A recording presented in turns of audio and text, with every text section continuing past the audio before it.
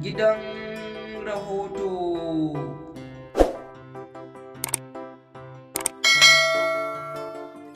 To jama'a, barkanmu da sake kasancewa a cikin wannan channel ta mai albarka mai suna Gidan Rahoto.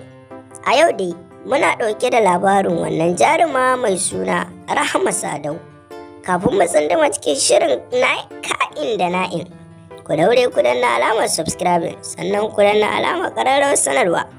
Za mu je hutun takaitaccen lokaci kafin mu dawo mu kawo muku shirin gadan-gadan.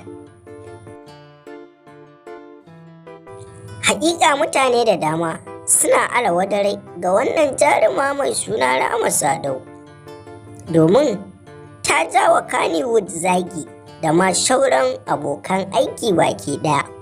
Duba da cewa tana 'yar musulmai amma ta ƙi al'adarta ta tafi wai Indiya, ita sai ta zama jaruma a can.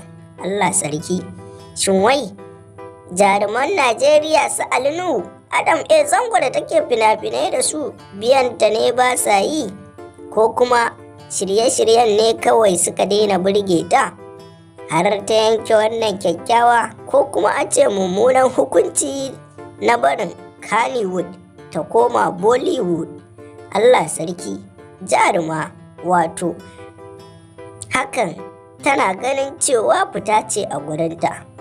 Sai dai kuma mun samu masaniya akan cewa mutane sun bayyana cewa wannan shiga da take ta banza, sanya matsatsin kaya ta bayyana zatinta, hakan ne yasa manyan malamai tare da waɗanda suka isa suke mata faɗa a Kannywood.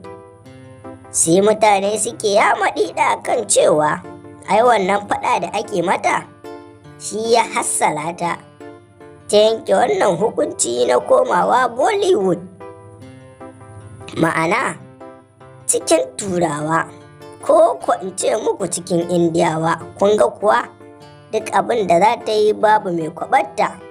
Jama'a, kada dai ku manta, za mu ɗan ƙara zuwa hutun takaitaccen lokaci kafin mu dawo mu ci gaba.